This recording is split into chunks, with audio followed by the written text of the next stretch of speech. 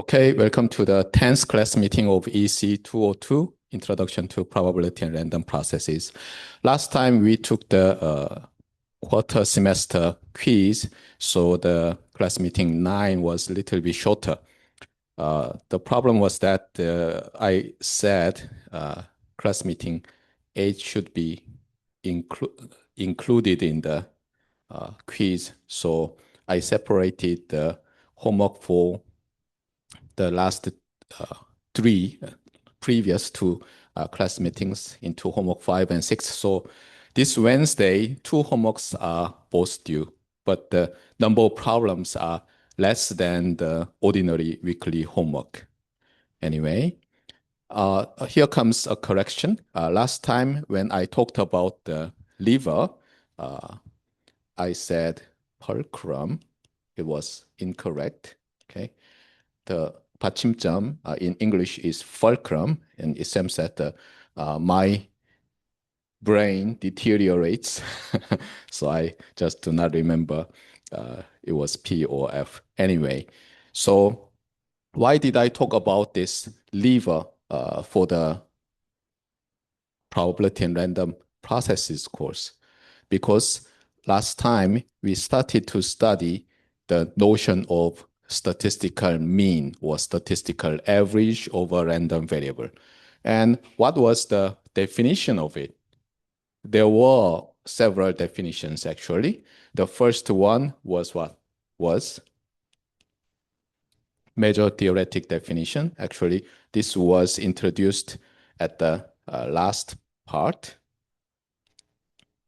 So we use the measurable function, capital X of S, and the probability measure P, and the sample space of the underlying probability space.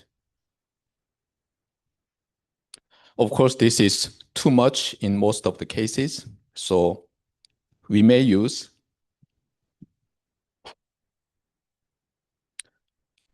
the CDF. Just a second.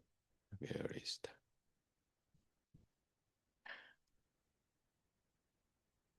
Let me induce the probability measure first.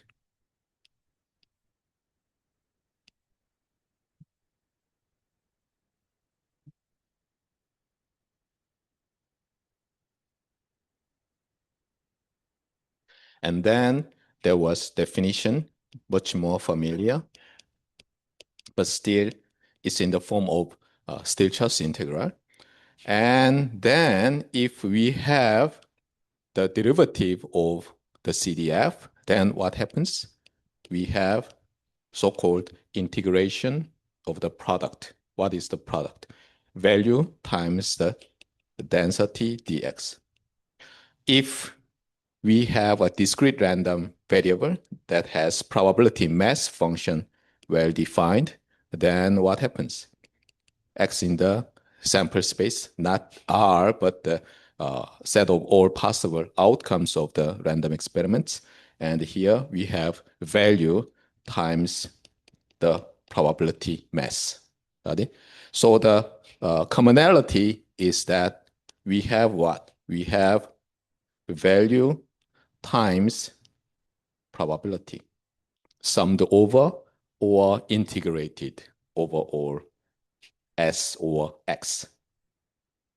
So this is the mathematical definition, but what motivates our definition of expectation? Because as I emphasized last time, the expected value of a random variable is what? Is not fully representing the distribution in most of the cases. So why this is so important? And then in that context, I talked about this lever. Got it? So according to Archimedes, if we have a system of masses, sometimes a system of point masses, sometimes a system of distributed masses, then what happens? We have so-called the center of mass or center of gravity. That is very similarly defined as the statistical mean. What was that? For example, let's say X bar is the center of mass of one-dimensional distributed point masses. Then what was the definition? As you remember, probably you may choose this one.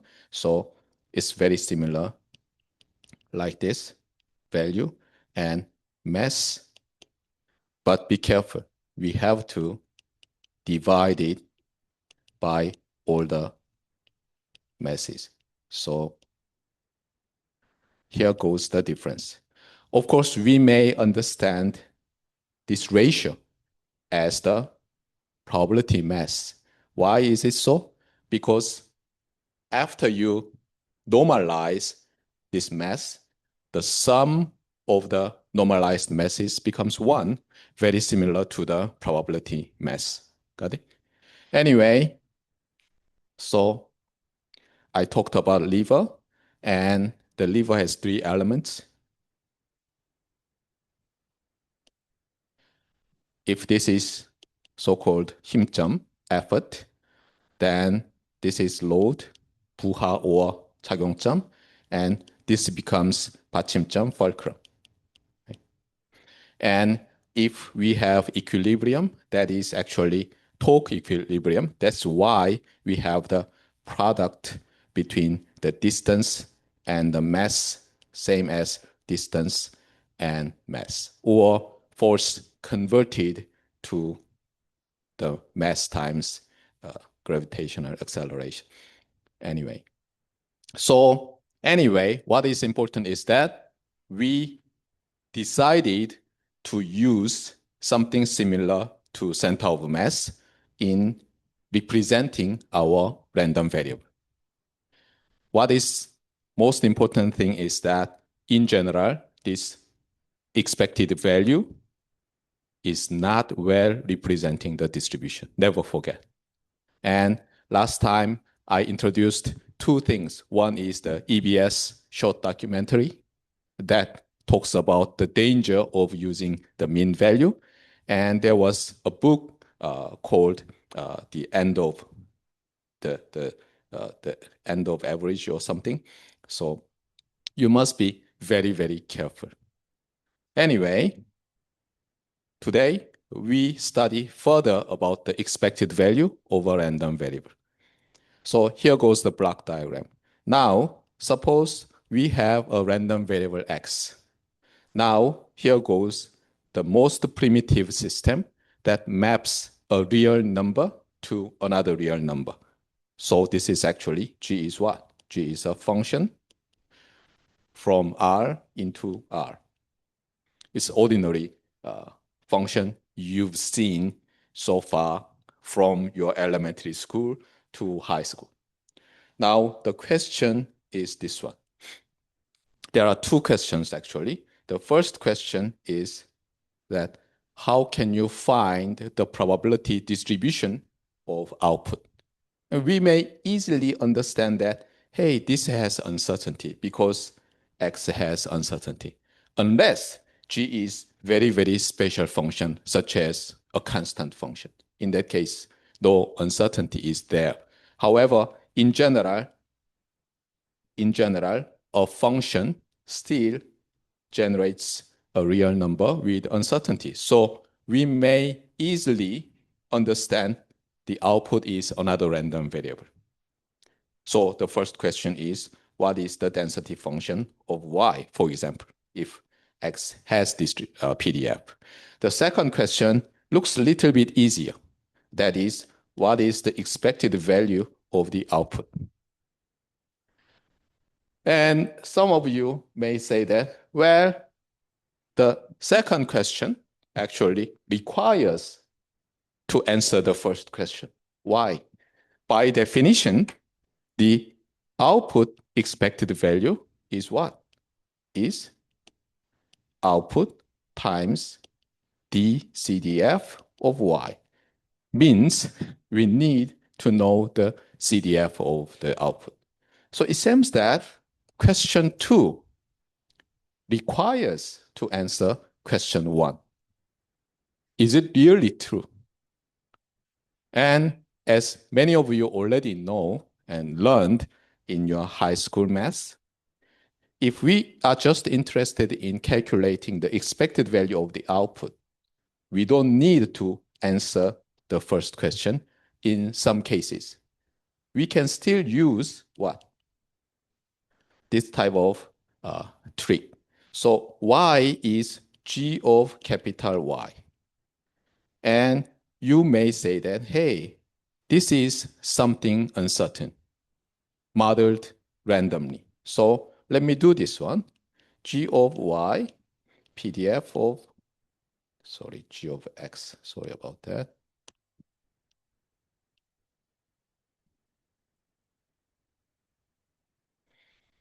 G of X, PDF of X, dx. Actually, you've done this one. You have used this result from your high school math without proving it. Do you know how to prove it? Yeah, probably you just memorized. Why is it so? Anyway, if this is true, my claim that we don't need to derive the density function of y is justified because this formula to compute the expected value of the output utilizes the density function of the input, not the output, right? So why is it so? By the way, this is another white lie you learned in high school math. In your high school mathematics, there were two white lies. The first one was what? The fundamental theorem of calculus. What was the fundamental theorem of calculus? You defined two integration. One is so-called proper, ordinary integration, and the other is defined as the inverse of differentiation. And the fundamental theorem of calculus actually connects the relation between the integration and the inverse of differentiation. Second white lie was the fundamental theorem of expectation. Actually, this is the fundamental theorem of expectation, an easy version using the PDF. Anyway, so you already know that. How can we prove it? Interestingly, many undergraduate level textbooks do not fully prove this fundamental theorem of expectation. They appeal to our intuition by just considering the discrete case. So let's focus on a discrete random variable x. And we have a deterministic function that maps this random variable. By the way, are you sure that the output of this deterministic function is a random variable? How can you prove it?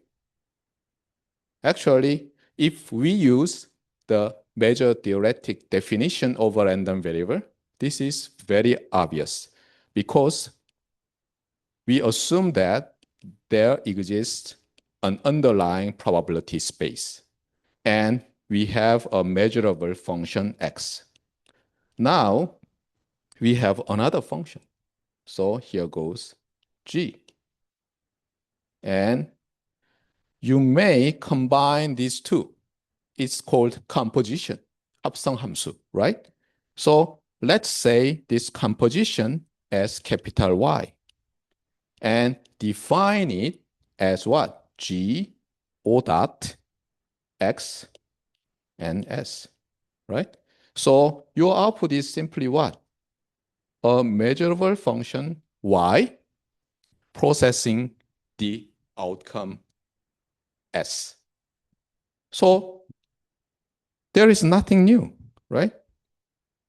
Using this composition notation, you can immediately see that the output is a random variable, right?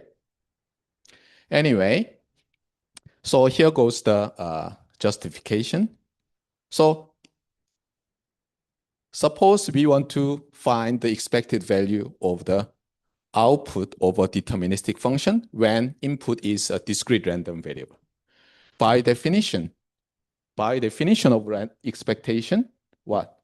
You have to have summation of value times probability mass, right? So far, this is just the definition. Now, depending on the function g, sometimes different value of x may be assigned to the same value y. So what they do is that in order to compute this probability mass function of y, capital Y, at a value y, we consider this set of x such that g of x equals y. So you choose this y, and this function gives you all the x's that are mapped to y. So this probability is simply the sum of probability masses of x such that g of x is y. Now, we swap. Do we need to swap? No. We just put this y inside the inner summation, and we know that y equals gx, so we eventually have double summation of the product of g of x and probability mass of x. And there goes a little bit of hand waving that if we just combine these two a single summation, we have summation gx, the probability mass function of x. Got it? So in this way, our fundamental theorem of expectation is in part proved. But can we prove the fundamental theorem rigorously? And actually, many textbooks, as I told you, don't prove it because they hesitate to show students the major theoretic definition of expectation. But it's actually trivial if we use major theoretic definition of expectation. So let's do that. Here we have expected value of y. And by definition, if we can find if we use the major theoretic definition, then expected value of y is simply capital Y of s, the probability measure of the original underlying probability space, ds. And then, as I told you, y of s, the measurable function, is simply the composition of g and capital X. Then what is it? This is expected value of g of x, right? By definition. See that? The definition says that whenever you have some form in this way, then you just take this capital Y inside the bracket. That is our promise, our notation for the expectation. So we just put this here. That's it. So actually, the fundamental theorem is trivial if we use major theoretic definition. Got it? Now, since we have major theoretic definition, we may want to use the induced probability space. That's actually very easy. Then we may want to use the CDF. And we have the definition of expectation in terms of the CDF of X. Once we have the definition in terms of the CDF, then it's very easy to specialize this definition for a discrete random variable or a continuous random variable. Because in discrete random variable case, this becomes what? This becomes step functions derivative. So we have direct delta functions, and integration becomes summation. And if we have continuous differentiable CDF, then d capital F equals density dx. So we have the results. Got it? Anyway, let me skip this one and we'll be back. And since we've seen this case, so output X of some random experiment generating a real number mapped by a deterministic function G, we may put something more as we've done in signal gen systems, right? In signal gen systems, we learned how to make our system complicated by serially interconnecting subsystems or parallelly interconnecting subsystems. And this shows a serial interconnection of two systems, two functions, G and H. Now, suppose I ask you to compute the expected value of the random variable Z. Then, as shown here, by the way, I didn't draw this one. Gemini did. I just asked Gemini to draw block diagrams in this way. So if you have interest in how to draw this type of very neat block diagram, come to me. I will let you know. Anyway, so the first thing is that you compute the distribution of capital Z and just compute the expected value of Z. Another one is that you compute the distribution of Y and compute what? Expected value of Z as expected value of H of capital Y. Another option is that you just use the distribution of X. So expected value of Z is simply expected value of H O dot G of X. Got it? So computation, all the computations will give you the same answer, but sometimes these same expressions give you different difficulty or headache. And sometimes engineers must choose using his or her intuition where to use the fundamental theorem of expectation. Got it? Anyway, here goes the most embarrassing expectation, one of the most embarrassing expectation. So I will give you 30 seconds and you try to understand what it is. By the way, here X is a discrete random variable. Of course, anyway. What is this? How can you compute this expected value involving a discrete random variable X? When I first saw it in the information theory course, I just got really, really confused. The first thing is this one. I didn't have concrete understanding about the probability mass function. That is what? This P is a lowercase. This subscript X is uppercase. 소문자, 소문자, 대문자. Got it? This uppercase X in the subscript is just a part of the name of this function. So we have just a function named lowercase p subscript capitalized X. Got it? And here goes some, let's say just X, calligraphy letter X into 0, 1, because this is probability mass function. Got it? So this is simply a function. And we evaluate the function using a random variable.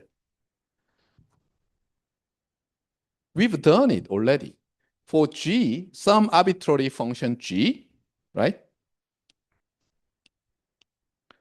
If the input is X, we have the notation that output is denoted by G of capital X. Now, think about this function, negative log 2 base probability mass function of X. Now, you drive this function or you apply input X here. Then what would be the proper notation for the output random variable? Of course, negative log 2 base P subscript capital X of capital X. Got it? So don't be confused. But I know that you got confused. Most of students got confused. Anyway, so let's use our summation form to have it clearly. Then we have what? Where it is? Yeah, we have, for example, if x is either 0 or 1, we have something like this. Got it? See that here, the first approach is that you compute the PDF, a PMF of this entire random variable. That is straightforward application approach. Second one is that you use the fundamental theorem of expectation. So you use the probability mass function of x. This is the formula. So see that? Sigma, what is the value? Negative log 2 base p sub x of x. Now this is the value. You have to multiply the probability. So you have this little bit awkward or strange or confusing expected value. And this question is about a fair coin flip where heads and tails are mapped to 0 or 1 with equal probability, and ask to find the entropy of random variable x. By the way, this is another notation, so-called the entropy of a discrete random variable x. Got it? So if you say capital X of h of x, this is the entropy of a discrete random variable x. If you write this way, it's an entropy of the discrete random variable y. Got it? So we put the name of discrete random variable here as the argument of the entropy function. Anyway, so in this case, we have uncertainty, either 0 or 1 with equal probability. Now, if you compute the entropy of this random variable, it will give you exactly 1 as I wrote here. And I say bit because we use base 2 logarithmic function. And actually, this is very, very well matches to our intuition. Because, say that, suppose I either give you 0 or 1. Then how many bits do I need to describe that result? 1 bit, right? Of course, some of you may say that, hey, that is also true for biased coin. Suppose probability of tails is 1/4 and probability of heads is 3/4. In that case, we have single bit, so we still need 1 bit, you may say. But actually, the information theory says that if we have bias, we need less number of bits than 1 bit to describe the output. Surprise, surprise. And unfortunately, this course is not the information theory course. Probably next semester, we will have our information theory course taught by Professor Yongjun Kim. And if you want to learn what is the information theory, then take that course and you will enjoy the course a lot.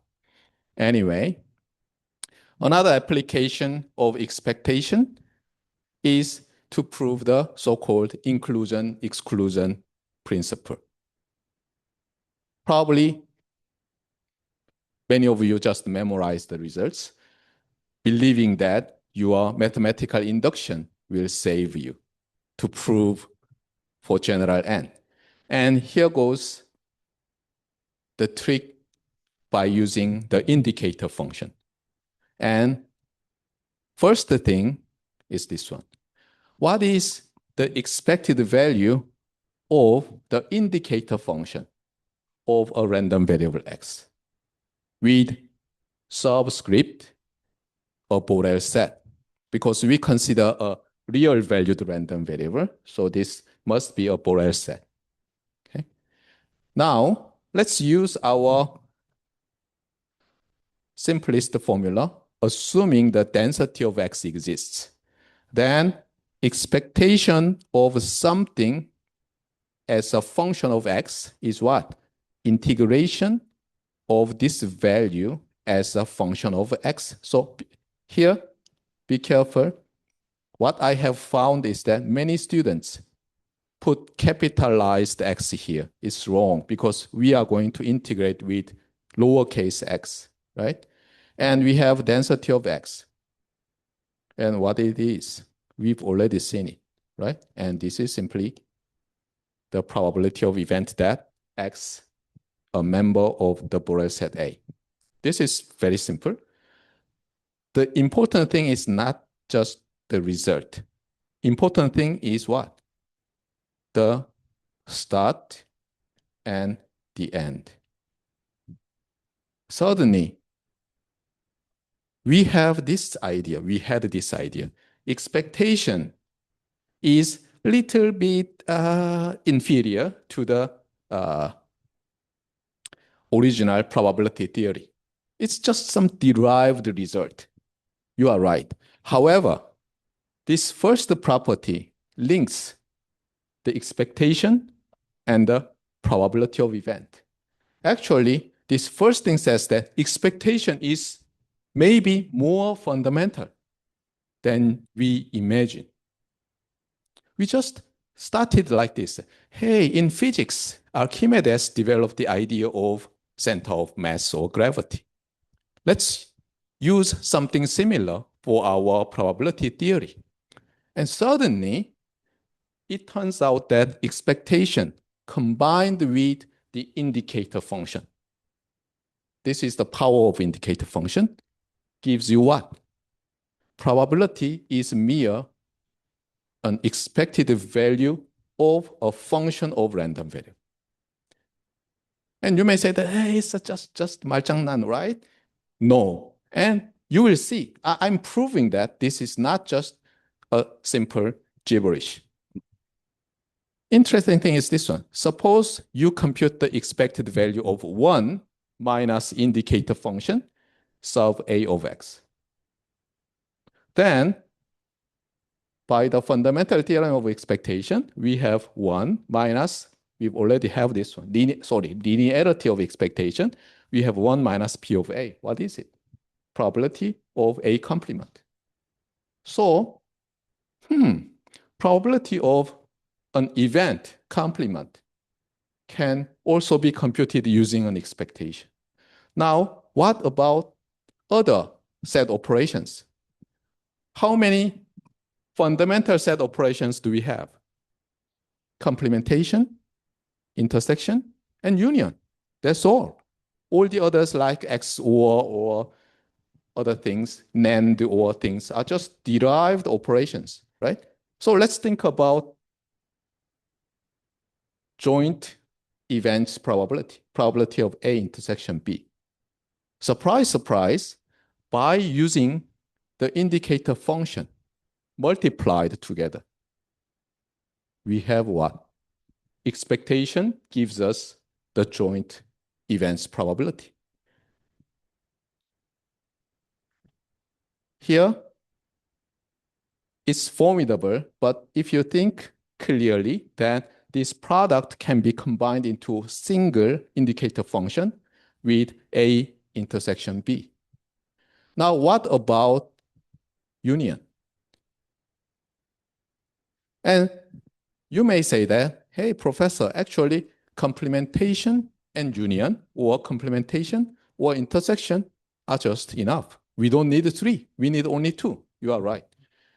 By De Morgan's law, here we have the results using complementation and intersection. So suddenly we have probability of union events can be computed using the indicator function. Now, I really do not want this course to be injecting knowledge course, 주입식 강의. So I'm going to leave just talking about up to this part, and you use expectation and indicator functions to prove the inclusion-exclusion principle. Of course, I've written how to derive the results in the handout, but let me quickly skip. Got it? Okay. This part is so obvious, the corollaries. By the way, what is a corollary? When you have lemma or proposition theorem. It's just a Korean joke, but I say that this is 그러려니. Okay? So if we have proved lemma, simple consequence, 그러려니 is called corollary of the lemma. If we have proved some proposition that is a little bit more than lemma, but not to be called theorem, but you have consequence, simple consequence of that proposition, then we have corollary of the proposition. So anyway, this corollary is simply the results, simple consequence of our previous results. So let me skip this one. Now, here goes the conditional expected value. And you may say that, another one, but actually it's not just a boring new addition. It has some meaning. So let's see. Suppose B is a Borel set for the one-dimensional Borel sigma algebra. And we have an event B. This is calligraphic letter B. That is the event that X falls in the Borel set B. And let's assume the probability of event calligraphic letter B is positive. Now, this is our new notation of conditional expectation. See that? This must be read in this way. Expected value over random variable X conditioned on the event B. Right?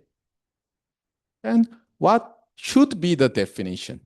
What should be the definition of this expectation?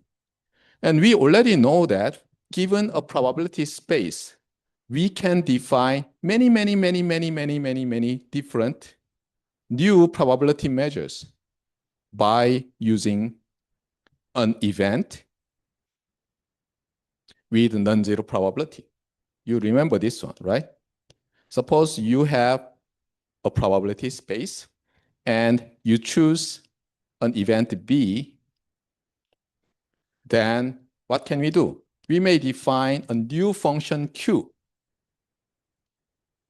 defined as P over B dividing this one, right?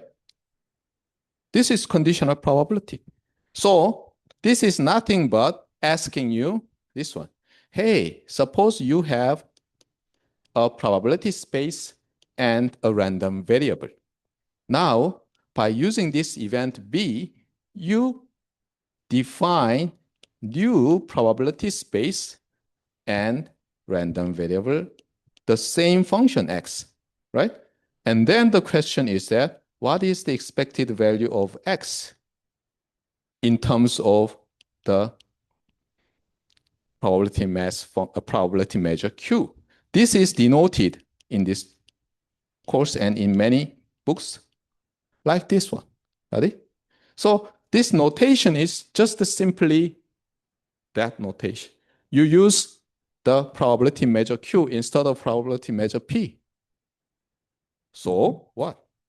You just need to use the CDF of X. If you want my notation, probably you want to use this way, right? I rather put conditioning bar and B next to random variable X.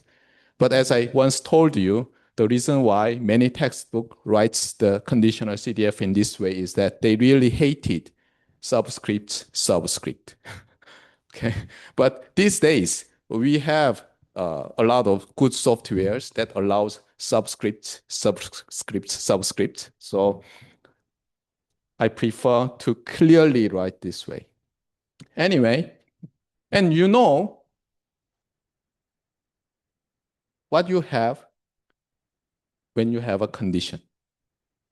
Probably you remember that Jola-Mann grim, right? So there is an inspector who checks whether the generated X of S falls in the set B B or not, right?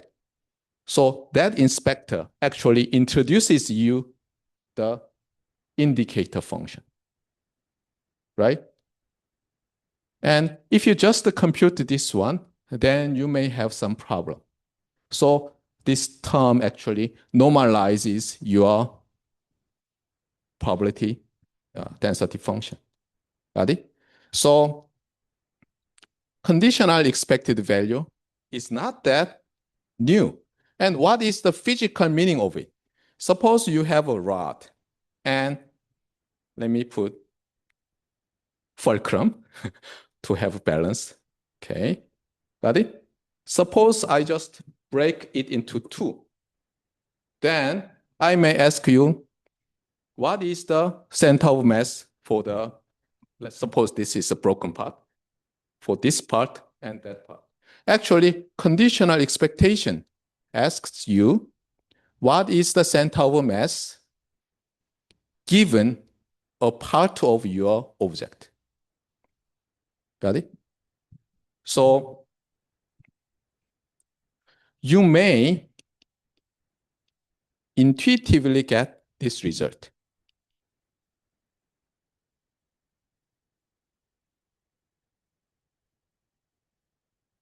And what?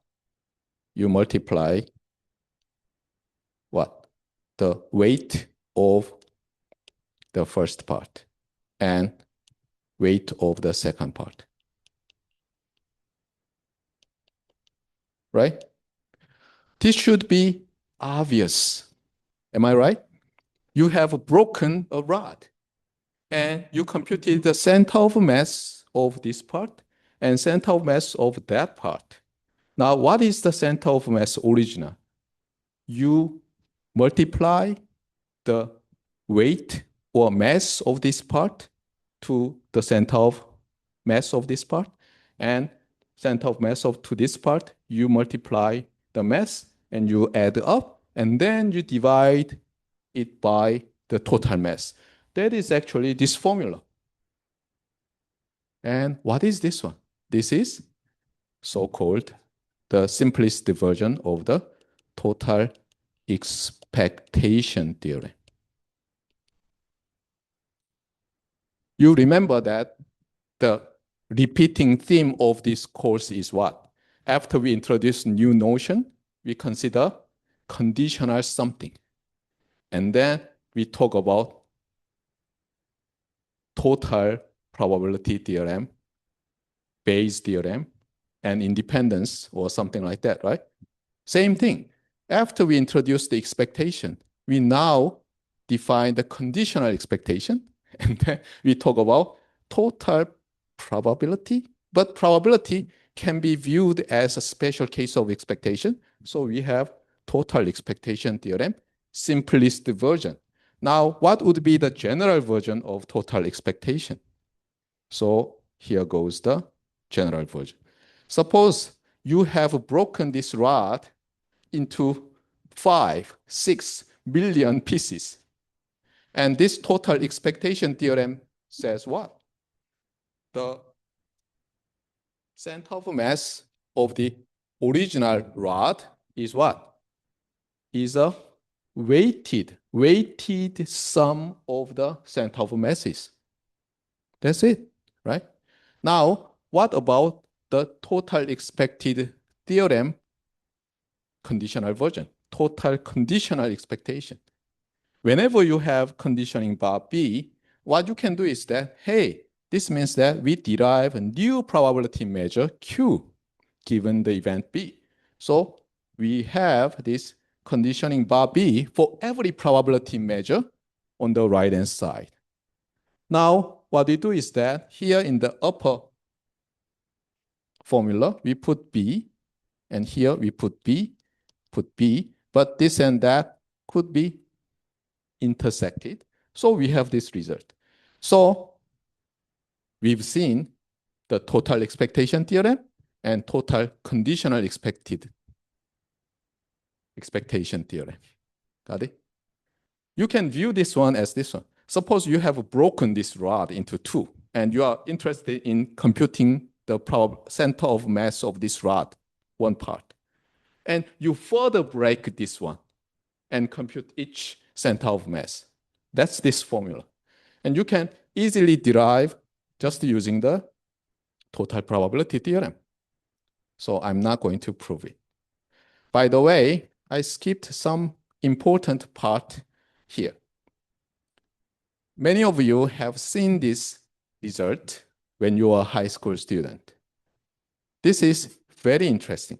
Suppose you have a random variable x, and you subtract some constant a, and then you square it, and you take the expectation. Then what it is, it's a function of a, right? Because depending on the value of a, your expectation will give you different value. Now, what is this function? If you draw it using a graph. Interesting thing is that at x bar, or you may say mu sub x if you want, this function is minimized. This g. Okay, I'm sorry. I allow the ringing for my close family members in case we have emergency. If it rings once more, I really have an emergency, but sometimes I have false alarm, so I'm sorry. Anyway, this function may not be differentiable in some cases, even though I draw a very smooth curve looking differentiable. But whenever we have a curve here, interesting thing is that always the minimizer is the mean value of random variable.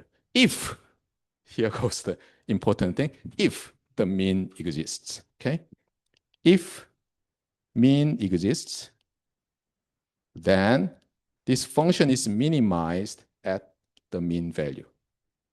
Very interesting, right? That's why we love this center of mass induced. It kind of encouraged notion of expected value. Why? In many engineering problems, we really love squared error performance metric. And squared error performance metric is minimized. We want to minimize it in many cases. And this result says that the expected value is the minimizer. Now, let's consider this problem. That looks a little bit complicated. So now we have a random variable x, and we have an event b in terms of x, some event. So this is now a conditional expectation. But still, what is the same? The function to be minimized is x minus a. Now, what should be the minimizer a? Minimizer of this function. Of course, the conditional mean of x. Right?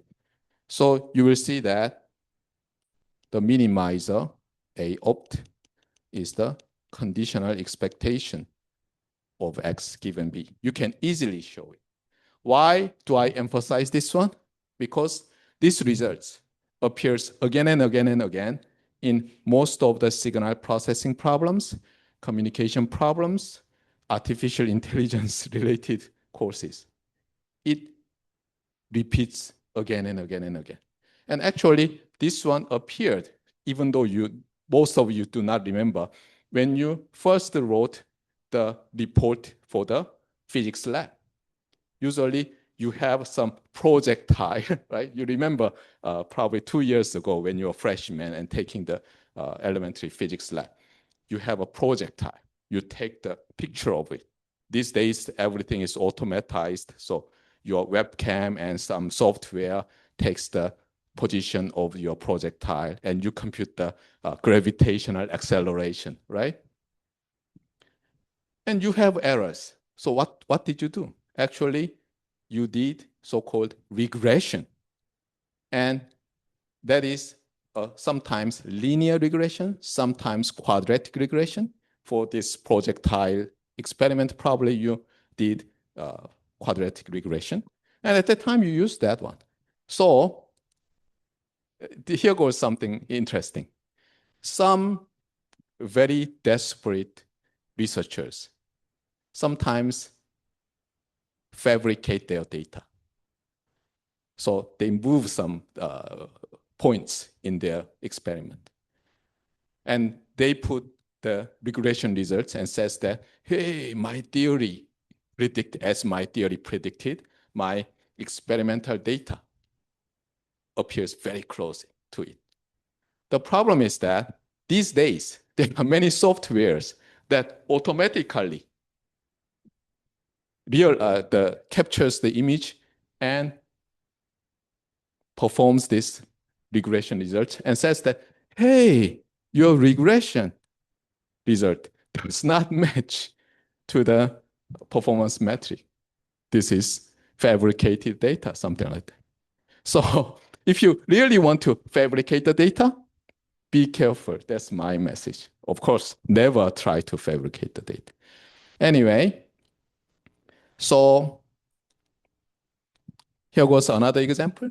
Probably you remember to prepare for your quarter semester quiz, there are two memory list distributions, one for discrete and the other for continuous random variable. What are they?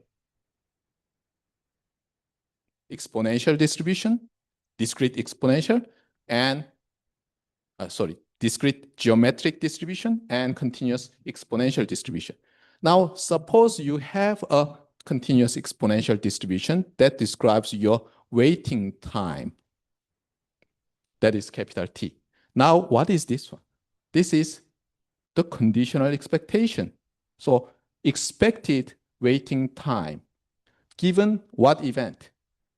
Your waiting time is greater than or equal to some specific value T. So you already have waited 5 minutes in that strange memory list bus stop. Now, what is your expected waiting time? Amazingly, the result is that T plus your unconditional waiting times expectation.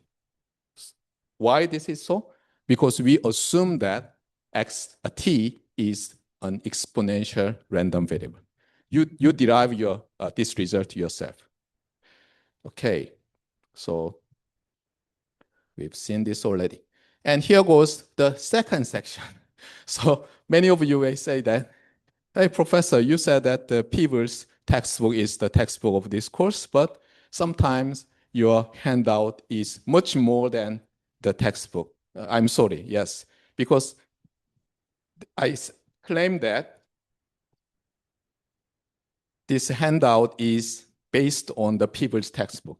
You will find that the order of the chapters and order of most of the sections are exactly the same as Peebles textbook. However, most of the contents, probably 80% of them are different.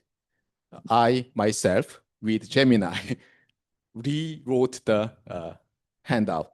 So anyway, here goes the moments.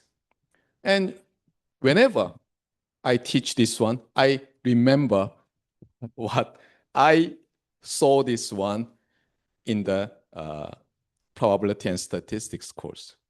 Moments? What is that? What that word appears in the probability related courses? To me, moment were two things. First one, 순간, right? Good moment. Second one was what? Moments. Moments of inertia, rotational moment, something like that, right? Actually, the term moments appearing in random variable probability course is closely related to that second one. As I've told you already, the center of mass kind of motivated our definition of expectation of a random variable. Similarly, there are many so-called moments in physics that motivates our definition of moments in random variable. For example, moment of inertia involves squaring a value. Actually, we may consider expectation of x squared given a random variable x. This one, expectation of x squared, is called the second moment of the random variable x. Got it? Now, what if we have n? Then it becomes the nth moment of the random variable x. Got it? So suddenly we have countably infinite number of moments defined for random variable x. N runs from 0, 1, 2, 3, 4, any finite non-negative integer. And some people love to use these notations. So when you see lowercase m, then if it is clear that you are talking about a specific random variable x, then see that, hey, m of 0, m of 1, the expectation of x, y, z. So if you want to use this notation, it should be clear that which random variable is of your interest. Here goes another definition. This is called absolute moment because we take the absolute value of x raised to the power of n. And here goes one of the most challenging results for undergraduate students. And when I first saw this one in a graduate probability random processes course, I just thought that a very simple change of variable will give me these results. Actually, it was not. Okay. So anyway, try to prove this one. It will be fun. The key is that x is a non-negative random variable. Means what? The probability of event that x greater than or equal to 0 equals 1. And you should not assume the existence of the PDF. If you assume the existence, it's very easy to prove. I'm sorry, it's relatively easy to prove. However, if the PDF involves direct delta functions, actually, it's not that easy to prove this one. Anyway, try to prove it. And if you have no idea after 2 hours, then ask Gemini, ChatGPT. It will give you a nice proof. Another one related to the moments is so-called central moments. Central means center is now given. But what is the center of a probability distribution? We choose the expected value of x as the center. So here comes x bar. That is the expected value of x. So you subtract the center of mass and compute the moments. That is central moments. So we have nth order central moments, nth order absolute central moments or central absolute moments. And here goes the famous central moment named the variance of random variable. See that? This is the definition of the variance of random variable. But as you see here, this definition requires the existence of the mean value. And you remember, I asked you to remember a very specific distribution that does not have the mean value. What was that? The Cauchy distribution. So Cauchy distribution has no expected value, means no variance. Got it? So Cauchy distribution is a very good distribution, reminding us that some probability distributions may not have the mean value, may not have the variance. Got it? So mean and variance, their existence are not guaranteed. This is one of the most important lessons I want to teach you throughout this course. Because some of you may got involved in financial signal processing, not as a job, but for your financial planning. You invest on some stock market. You invest on an apartment in Seoul area after getting a lot of salary from SK Hynix or Samsung Electronics after you graduate. Sometimes you have to predict the price of it. And you may say that, okay, so this is the average price, blah, blah, blah. And here goes the variance, standard deviation, plus minus 3 sigma would be good bound, blah, blah, blah. In many cases, whenever we have economic crisis, it turns out that our belief that there exists mean and variance just fails. Okay? We have a heavy tail, and suddenly black swan, millions of black swans flocking together, and your plan may be totally ruin your life plan. Be careful. Okay. Anyway, so here goes some 수능 문제. You've already solved many times. So I'm not going to emphasize too much because it's too simple. By the way, here goes my episode. When I first saw the variance in the middle school math course, I raised the hand and asked my teacher, math teacher, hey, teacher, why don't we use just in now terms, first order absolute central moment to represent our dispersedness of our distribution from the mean, right? See that? This is exactly expected value of the dispersion from the mean of the value. Why do we use squaring and take the square root to get the standard deviation? Because the teacher said that standard deviation shows us how the distribution is dispersed, how much.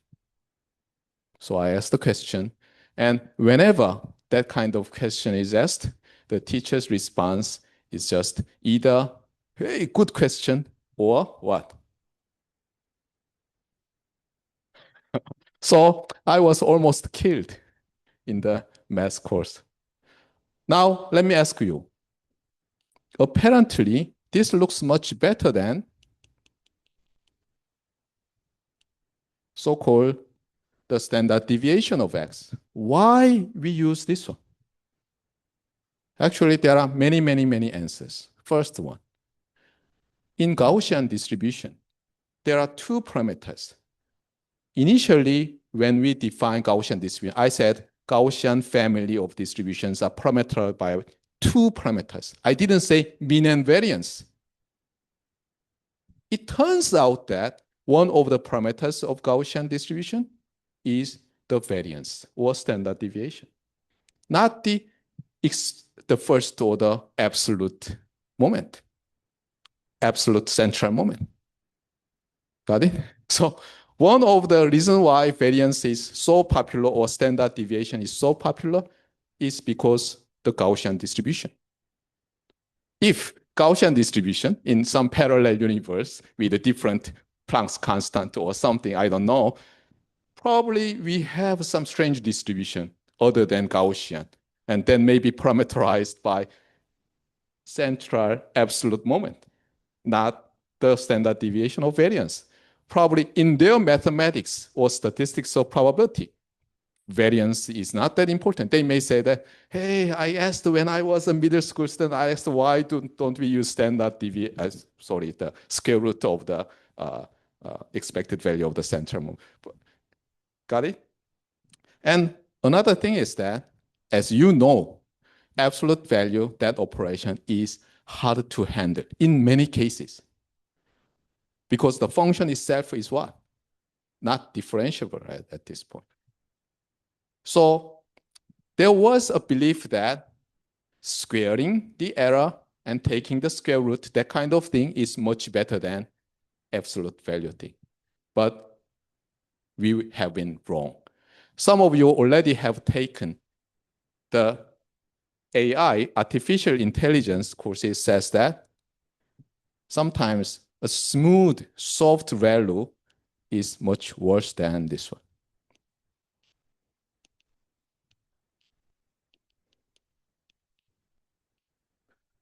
Amazingly, people have found that the non-differentiable function, this looks very similar to absolute value of x minus a in the sense that it's just a tilted version, right? That's working better than smooth differentiable curve. So you are living, actually, you as an undergraduate student in the 2020s are watching every belief is collapsing. We believed differentiable squared error is always better than non-differentiable absolute error or something similar. It's no longer true. Got it? Anyway, here goes a theorem related to the moments, important moments. And this is law of total variance for partitions. So we've seen the total expectation theorem, right? That is intuitively true by considering breaking a rod and computing the center of moment of the original rod. What about variance? Do we have the same thing? Unfortunately, total variance is different from the previous one. So this is what? This is the variance of each part, right? Weighted by each part, but we have this correction term. Got it? Due to that correction term, we have different form of total variance. Got it? So I just give you a warning. Be careful, okay? There is no total variance theorem that looks the same as total expectation theorem. Here goes another one related to the expectation. And you've seen this already. When we have a distribution of some physical quantity, then we are often subtract our mean and divide the value with our standard deviation. Here goes the question. Can we always compute the Z-score or standardize a value over distribution? Your answer is no, right? Because this formula assumes two things existing. First, mean must exist. Second, standard deviation must exist and even non-zero, right? So this computing a Z-score or standardizing a random variable requires the existence of the mean and variance. Especially for variance, it must be strictly positive. Now, assuming the existence, what is good for this new random variable Z? Of course, you've already seen this one. The Z is no longer have a unit because we have divided the quantity with the standard deviation. So it's unitless quantity. That is actually very good. You may say that, why? We will see when we study multiple random variables and thinking about combination of them. Second thing is this one. Expected value of Z is always 0. Variance of Z is always 1. Actually, this subtraction enforces mean 0, and this division by sigma enforces the variance of Z is 1. By the way, whenever we have zero mean unit variance distribution, we say that it's kind of standardized distribution. Anyway, as I told you, I also love this Z-score. So whenever I give you the final grade A, B, C, D, F, what I do is that I just get the weighted sum of your scores and compute the mean and compute the standard deviation and compute the z-score and take a look at the z-score. If one of you shows negative 1.9, that means you didn't study. That is statistically correct. And if you have some z-score greater than 1 or even 2, actually, during my last 20 years, I've seen only 5 students who got more than 2.0. One of the reasons why it was possible was that my exams were too difficult, even though I have given the students more than 12 hours to solve at that time. But this will never occur in this course because I will give you, as you've seen already, relatively easy problems, because this is now an introductory course. Second one is that I cannot hold you 12 hours to take the exam. Anyway, so this score is very, very important. And there are another standardizing methods related to moments. First one is so-called 외도, the skew. And second one is called 외도 계수, skew coefficient, defined that way, or sometimes kurtosis. And why do we have this one? Because in most of the statistics or probability courses for elementary school students, middle school, high school students, we just emphasize the mean and variance or mean and standard deviation. However, as you know that these moments do not fully describe the distribution. Of course, a full description of a random variable requires huge amount of information, because suppose you have a density function. How many pairs of value and function do we need? Uncountably infinite pairs.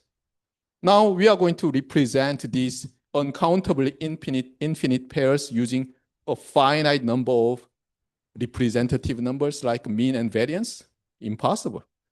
So sometimes we use skewness coefficient, kurtosis, and other so-called higher order moments.